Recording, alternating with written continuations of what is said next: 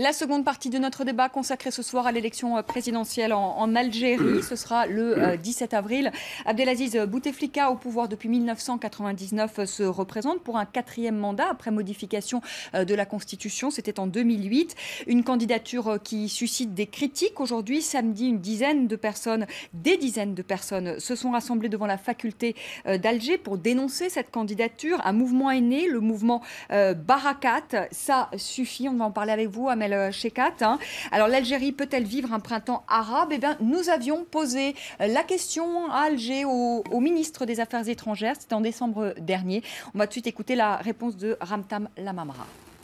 Dans la civilisation musulmane, la notion de printemps n'existe pas. Les sociétés qui évoluent et qui se préoccupent de changer par elles-mêmes ce qui doit être changé, de faire des transitions consensuelles, inclusives, sont celles qui s'épargnent des déchirements fratricides et qui donc parviennent à passer d'une situation où le pouvoir n'est pas inclusif et participatif à une forme de démocratie qui répond davantage à une attente des populations.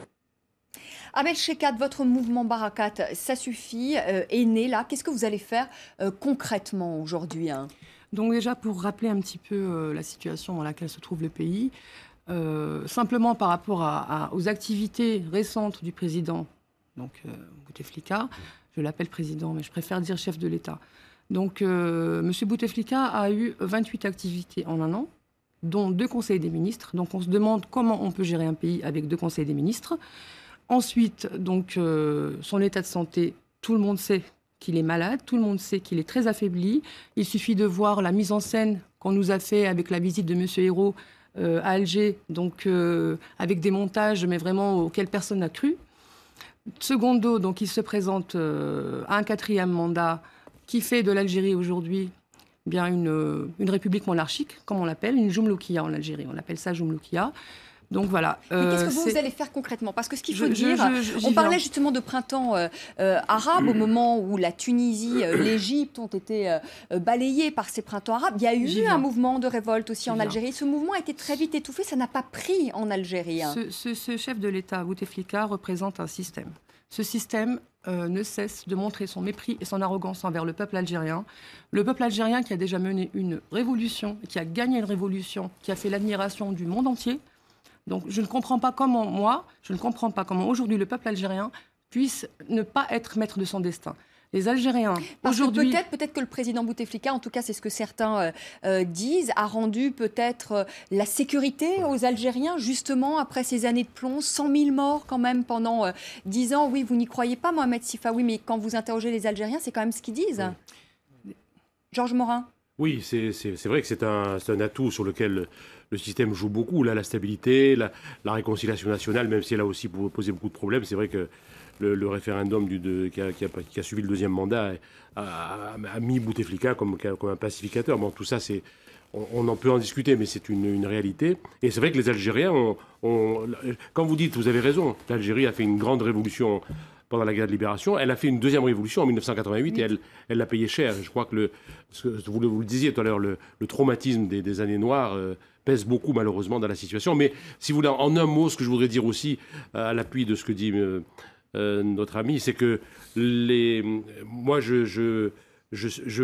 j'étais récemment encore à Alger. J'ai vu par exemple ce que représente le mouvement Nabni. Vous savez, ce mouvement de jeunes cadres, entrepreneurs, fonctionnaires, médecins, ingénieurs qui essayent justement d'aller sur le terrain, de rencontrer la population algérienne, la société civile, de faire en sorte que l'Algérie ait enfin un espoir. Je veux dire, quand ces jeunes vont-ils réussir à prendre les rênes de ce pays? On rappelle quand même des jeunes, parce que le taux de chômage en Algérie est aux alentours de 9,5%, mais que le chômage des jeunes est extrêmement élevé, c'est plus de 20%, et que les jeunes sont majoritaires dans le pays, les moins de 25 ans. Mais alors justement, ce qu'on ne comprend pas, ce qu'on a du mal à comprendre, et je vais vous poser la question à Amel Chekat et ensuite à voir Bachir Chara, c'est comment expliquer justement que on a le sentiment qu'il n'y a pas de révolte dans cette jeunesse algérienne, et quand elle a commencé à s'exprimer, eh bien cette révolte a été très vite étouffée. Donc, comme on disait... Non pas par le pouvoir, mais on a l'impression qu'elle s'est étouffée elle-même, cette révolte. C'est vrai qu'il y a eu un très grand élan en octobre 88 qui a été réprimé, où le pouvoir algérien a tiré sur son peuple et qui a fait beaucoup de victimes. Aujourd'hui, je ne pense pas qu'on puisse dire qu'il n'y ait pas de mouvement de révolte, puisque il y a un élan qui est né, justement, il y a tout un élan qui est né à Alger. Il faut savoir que la première fois que les militants ont manifesté à Alger contre le 4e mandat, ils étaient 4. Voilà. Et ces 4 personnes, notamment donc le docteur Bouraoui, que je salue, ont créé un élan qui a fait qu'aujourd'hui, les Algériens commencent à comprendre qu'il faut arrêter, Oui, mais Ahmed Cheikhat, il y a 3 ans, au moment des révolutions arabes, il y a aussi eu un soubresaut en Algérie et ça s'est arrêté net. Et pourtant, le pouvoir n'a pas tiré sur la foule à ce moment-là en Algérie. Mais il faut savoir qu'il y a des émeutes qui ont été réprimées à ce moment-là. Il faut savoir également qu'il y a beaucoup de mouvements qui sont nés à ce moment-là, des mouvements de jeunes, des mouvements de jeunes démocrates. Voilà, et donc... Oui, Bachir Chara, oui. Premièrement, je dois faire une petite remarque. Moi, mon temps de parole ne doit équivaloir normalement à 2 temps de parole par rapport à ce que vous avez sur le plateau. Vous avez 2 opposants sur le plateau. Vous avez déjà pris le pouvoir de force, vous voulez prendre la parole aussi? Excusez-moi, je ne vous ai pas coupé. Oui, allez-y, Bachir Chara, allez-y. Mais vous avez aussi Georges Morin qui, lui, n'est pas un opposant au régime. Allez-y. Je dois dire, madame, ce que dit madame Cheikhat, que le peuple n'est pas maître de son destin. Elle a été presque désavouée par M. Georges Morin, qui dit que le peuple n'est pas contre Abdelaziz Bouteflika. Et ça, c'est une vérité. Il faut être là pour le comprendre. Il faut qu'on laisse le peuple décider. Mais oui. Il faut que le peuple puisse décider de son destin. Bachir Chara, à vous. Ayez la délicatesse. Oui, à vous, Bachir Chara. De ne pas interrompre les gens quand ils parlent. Allez-y. Allez-y. Parce que moi, je n'ai interrompu personne. Allez-y. Premièrement, donc, M. Mohamed Sifawi dit que la situation est inacceptable. Qu'est-ce qui est inacceptable? La sécurité retrouvée, la stabilité, la paix. Qu'est-ce qui est inacceptable? C'est ça qui est inacceptable? Non, ce qui est inacceptable, ce sont les hôpitaux algériens. Mohamed Sifawi, je veux qu'on écoute Bachir Chara. On s'entend plus. Bachir Chara, c'est à vous. Allez-y. Oui, madame. Je crois que M. Sifawi se trompe de pays. Il ne vit pas en Algérie, il ne connaît pas ce que c'est que l'Algérie, il ne sait pas ce qui se passe actuellement en Algérie, il ne connaît pas l'engouement du peuple algérien pour la candidature de M. le Président de la République, Abdelaziz Bouteflika, et par conséquent, il prend ses désirs pour de la réalité. Ça, c'est un premier point. Deuxième point, moi je pense que le plébiscite du peuple algérien pour le président Bouteflika réside dans le fait que ce peuple voudrait que Bouteflika assure la continuité de ce qui a été fait jusqu'à maintenant en matière de stabilité, en matière de sécurité, en matière de développement, en matière de développement et de résolution d'un certain nombre de problèmes sociaux, notamment le problème du chômage, le problème du logement. Comme vous dites, je vais vous rectifier un chiffre, madame. Il n'y a pas 20% de chômage en Algérie. Chez les jeunes, j'ai dit à monsieur Bachir Chara, chez les jeunes. Parce que le chiffre officiel, il est de 11%. Chez les jeunes, il est de 20%. Voilà. Chez les jeunes, 21,5% Bachir Chara chez les jeunes. On veut que M. Bouteflika assure la continuité. Propagandiste. Comment dirais-je? On voudrait également qu'il consolide les acquis d'Algérie. Et c'est pour cela que le peuple voudrait que M. Bouteflika se présente pour un 4e mandat. Oui, Ahmed Cheikhat, vous vouliez répondre. On ne peut pas demander à un représentant du FLN de tenir un discours différent de celui-là. Simplement, vous voyez vous-même les images devant vous. Les Algériens qui refusent le 4e mandat sont réprimés, ils sont arrêtés, ils sont frappés, ils sont embarqués dans les commissariats. Ce mouvement, cet élan, je pense qu'il est très fort aujourd'hui en Algérie. Cet élan a généré donc ce mouvement que vous avez dit tout à l'heure, donc qui s'appelle Barakat. Donc Barakat veut dire ça suffit. Une précision simplement, le mouvement Barakat existe. Mais qu'est-ce que vous allez faire? Parce que vous n'avez toujours pas répondu à ma question. Oui, je vais vous répondre. Concrètement, qu'est-ce que vous comptez faire avec ce mouvement? Est-ce que vous allez organiser des manifestations, des rassemblements? Le mouvement Barakat existe en Algérie. C'est un mouvement de citoyens indépendants donc il n'y a pas de leadership. C'est un mouvement qui souhaite justement fédérer les Algériens, qui souhaite s'adresser au peuple algérien pour aller vers un changement et aller vers une deuxième république. Ici en France, nous avons organisé également une manifestation à Paris samedi dernier qui a généré 500 personnes. Ici, le rôle des Algériens de France, les Algériens de France ont toujours joué un très grand rôle. Ils sont toujours mobilisés pour leur pays. Ou de Français d'origine algérienne aujourd'hui en France. Voilà. Les amis de l'Algérie également, donc, qui se font un devoir aussi d'aider l'Algérie. Simplement, il faut préciser que le mouvement Barakat est né en France, mais qu'on doit encore se structurer et décider ensemble de l'officialiser. Il y a encore du chemin à faire. Mohamed Sifawi, ensuite Georges Morin. Très rapidement, Mohamed Sifawi, je voudrais qu'on avance. Regardez ce coup de sort de l'histoire, quelque part. Le FLN, à 2 reprises de l'histoire récente de l'Algérie, a été défaillant. Là, aujourd'hui, c'est la 2e fois. L'Algérie est en train d'aller vers le mur, vers l'impasse, et on écoute le discours du FLN, comment il est structuré. Il y a quelques années, en 1992, la République algérienne a failli basculer entre les mains d'obscurantistes et là aussi, le FLN. Les gens de Barakat, j'en connais quelques-uns. Je peux vous assurer que ce sont ceux-là qui étaient aux côtés de l'État lorsque l'intégrisme triomphant venait tout croc dehors pour bouffer la République et la démocratie alors balbutiante. Donc le FLN n'était pas là. Le FLN avait complètement démissionné et avait préféré tenir des discours comme ceux un peu d'aujourd'hui, mais à l'opposé, toujours avec la même propagande, etc. Et je voulais quand même parler un petit peu du bilan de M. Bouteflika. La propagande officielle vous dit beaucoup de choses, mais la réalité, elle est ailleurs. Allez voir les hôpitaux algériens, l'état de santé de la médecine algérienne, tant et si bien que Bouteflika lui-même et tous les caciques du régime sont obligés de venir se soigner au Val-de-Grâce ou à l'hôpital américain ou à Georges Pompidou. C'est dire qu'ils n'ont même pas confiance dans leur système de santé, dans leur propre système de santé. Regardez l'état de sinistre dans lequel se retrouve l'économie algérienne, qui repose à 98% sur des richesses du sous-sol. L'Algérie ne produit rien et importe tout. Donc, deuxième chose à pointer dans le bilan de M. Bouteflika. Regardez les bidonvilles qui se sont construits autour des villes. Regardez le niveau de la violence aujourd'hui. Pour tout et pour rien, vous avez des jeunes parce qu'il y a une défaillance de l'État qui vous boucle une rue et qui allume des pneus. Et regardez enfin et surtout l'état dans lequel se retrouve l'école algérienne. Regardez les enfants des Algériens, avec quoi et avec qui et avec quel programme ils sont élevés. Et ça, ce sont les générations de demain. Voilà le vrai bilan de M. Bouteflika et de ce système illégitime. Morin, il est aussi sombre le bilan d'Abdelaziz Bouteflika que le dit Mohamed Sifawi. C'est un bilan qui est certainement un peu caricatural, mais qui a du vrai. Ah bon, il est caricatural. Attendez, pardon, oui, Georges Morin. Vous êtes sûr qu'il est caricatural? Ce que je voulais dire, c'est que moi, je suis profondément attaché à ce pays où je suis né, où j'ai grandi. Non mais ça, je comprends, vous êtes un grand ami du pouvoir algérien, ça ne vous autorise pas pour autant de faire de la propagande. Mohamed Sifawi, non, Georges Morin, on reste calme. Enfin, vous le savez, non, mais parce que c'est quand même indécent de votre part. Allez, Georges Morin.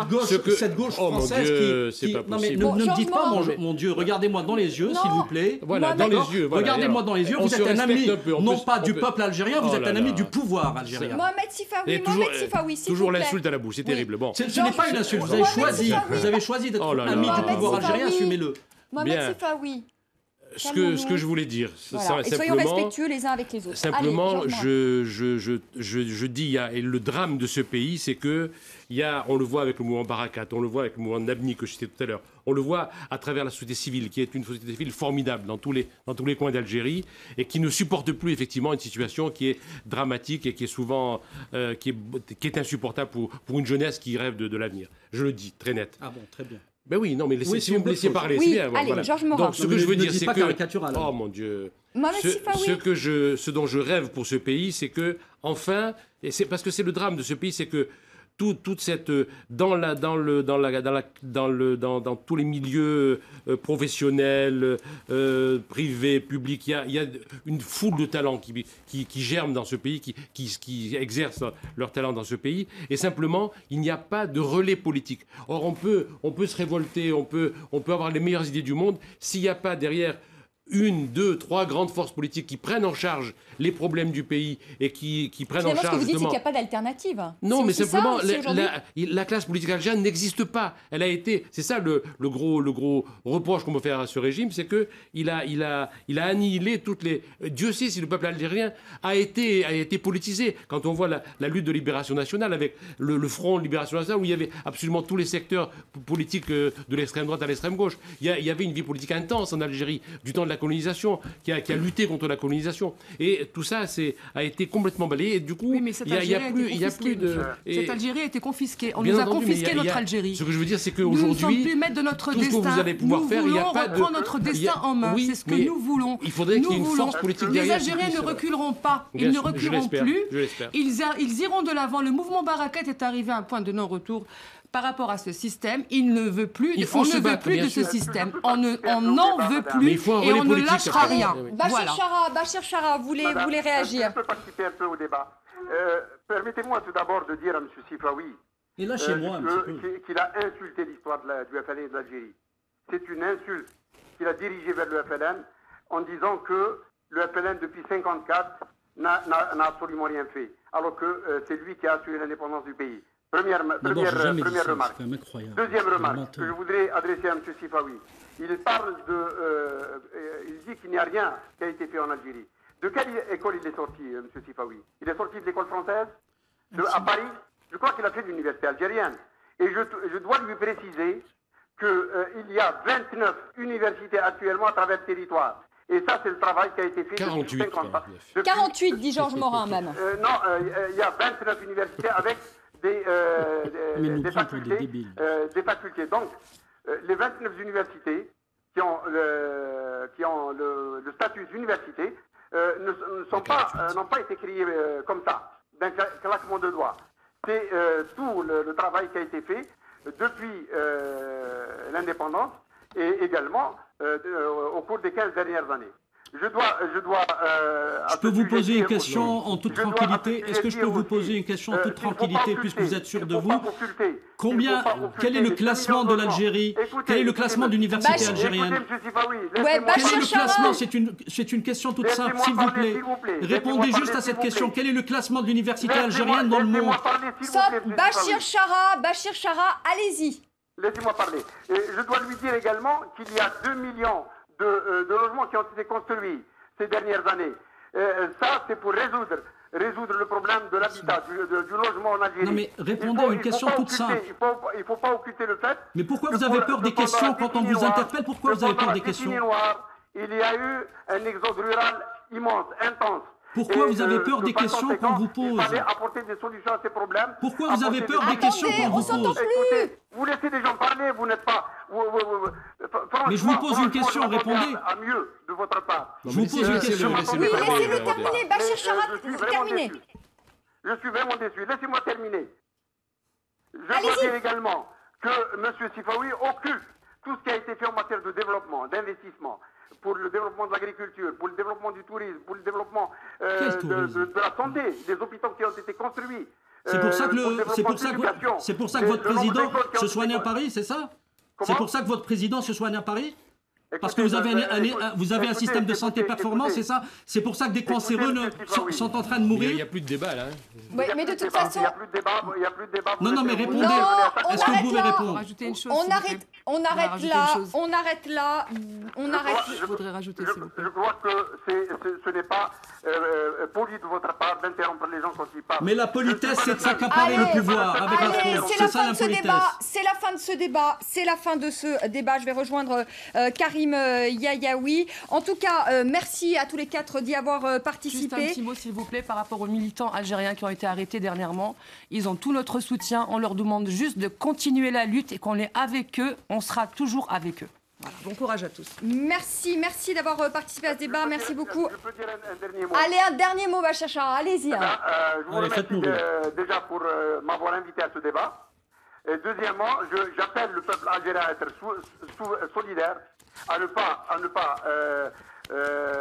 se laisser influencer par des minorités qui veulent faire leur dictat au peuple algérien. Merci beaucoup, merci à tous les quatre. Merci Bachir Chara d'avoir été avec nous en direct d'Alger. Et il faut dire que c'était courageux de sa part d'être quand même là. Il n'était pas sur le plateau, que c'est difficile de débattre quand on est par téléphone. Par téléphone, c'est très, très compliqué, il faut le dire. Hein. Donc merci à tous les quatre. Le véritable courage, c'est d'aller affronter le peuple sans la fraude. Bon, Voilà, allez, on va pas relancer le débat. En tout cas, pour ce peuple. débat, c'était compliqué pour lui parce qu'il est en direct d'Alger. C'est toujours compliqué. Merci en tout cas à tous les quatre. En tout cas, c'est des débats toujours très passionnés sur l'Algérie. On aura l'occasion évidemment d'en reparler. D'ailleurs, tout de suite, peut-être avec vous, Karim Yayaoui, parce qu'on en a beaucoup reparlé de l'annonce de la candidature du président algérien. Alors, on en parlait déjà pas mal depuis que le Premier ministre algérien avait expliqué que Abdelaziz Bouteflika serait candidat. En tout cas, on s'arrête sur cette vidéo qui n'a duré que 14 secondes, en tout cas très peu de mots prononcés par Abdelaziz Bouteflika. Le site du Huffington Post Maghreb titrait 14 secondes chrono. Le journal El Watan, quotidien francophone en Algérie, n'en croit pas ses yeux. D'ailleurs, ils avaient titré il y a quelques jours, il a osé. Cette fois-ci, il parle de cette image altérée, de cette voix inaudible avec une photo d'Abdelaziz Bouteflika dans une voiture en train d'arriver. Alors, ils expliquent finalement, pas de coup de bluff, pas de renoncement de dernière minute, jusqu'au boutiste. Il rempile officiellement pour un mandat. Est-ce qu'il est atteint du syndrome de Néron? Et on parle de tentation du césarisme chez Bouteflika. Alors, cette vidéo qu'on va redécouvrir... Il faut quand même dire, parce que ça c'est El Watan, c'est donc la presse algérienne. Alors on peut critiquer en effet, et c'est ce que vous avez fait, peut-être le bilan du président Bouteflika, mais on peut quand même dire que la presse algérienne a quand même les mains libres, on peut le dire. Des choses sont dites dans la presse algérienne depuis très longtemps. Bon, ils ne sont pas d'accord. Karim ? En tout cas, certains journaux n'hésitent pas à critiquer cette candidature. Moi, je dis que cette presse fait honneur au pays. Georges Morin dit cette presse fait honneur au pays. Si je puis me permettre, d'abord, la presse algérienne a gagné. Très rapidement, Mohamed. D'abord, la presse algérienne a gagné ce droit, d'une part.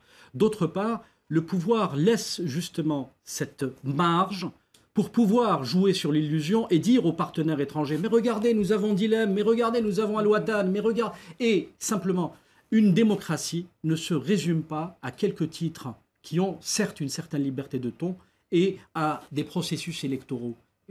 La démocratie, c'est tout un corpus idéologique qui est totalement... je dirais étranger à l'idéologie de Bouteflika. Mais en tout cas, on s'aperçoit qu'un certain nombre de journaux algériens vont parfois plus loin que la presse française, qui est parfois frileuse sur le sujet. La presse, c'est aussi la classe politique algérienne dont je déplorais l'absence. Également qui dénonce absolument pas ce qui se passe aujourd'hui en Algérie. L'État français est complètement muet. Pour en revenir à cette vidéo de 14 secondes, elle suscite beaucoup d'interrogations. Il y a même certains internautes qui se posent la question de savoir s'il n'y a pas eu un trucage, parce qu'on se souvient que lorsque Abdelaziz Bouteflika était apparu aux côtés de Jean-Marc Ayrault, on avait vu ce bras qui bougeait à plusieurs reprises, simplement parce qu'il y avait eu un effet de montage réalisé par le NTV. On se souvient aussi de ces images diffusées par la chaîne En-Nahar, qui est une chaîne privée, proche du pouvoir, et qui avait montré des images d'Abdelaziz Bouteflika descendant de l'avion en pleine forme, alors qu'en réalité, il était passé par la petite porte en fauteuil roulant. Alors évidemment, certains se demandent s'il n'y a pas eu un petit trucage, d'autant plus que ceux qui ont regardé cette vidéo se sont aperçus qu'il y avait des différences de lumière d'un plan à l'autre. Donc, sur la toile, évidemment, ça suscite beaucoup d'interrogations. Alors, sur les réseaux sociaux, je ne vous le cache pas, on est hostile à cette nouvelle candidature d'Abdelaziz Bouteflika. Et il y a ce dessin qui circule déjà depuis quelques jours avec le drapeau algérien revu et corrigé. On voit aussi ce genre d'image, The Walking President 4, Abdelaziz Bouteflika, qui revient d'entre les morts pour se présenter pour une nouvelle candidature.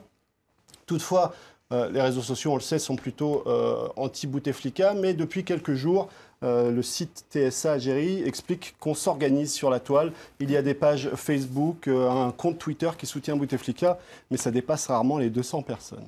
Merci beaucoup Karim, on vous retrouve un peu plus tard pour une chronique dans son intégralité. En tout cas, merci beaucoup de nous avoir montré ces réactions donc, à la candidature du président Bouteflika sur les réseaux sociaux. Merci à tous les trois d'avoir participé à ce débat. Merci beaucoup d'avoir été avec nous en direct d'Alger, Bachir Chara. Merci à vous de nous avoir suivis. Puis on se retrouve demain avec Karim, 19h50 comme d'habitude. Moi, je vous retrouverai aux alentours de 18h. Paris Direct continue tout de suite le journal. Très belle soirée, à demain.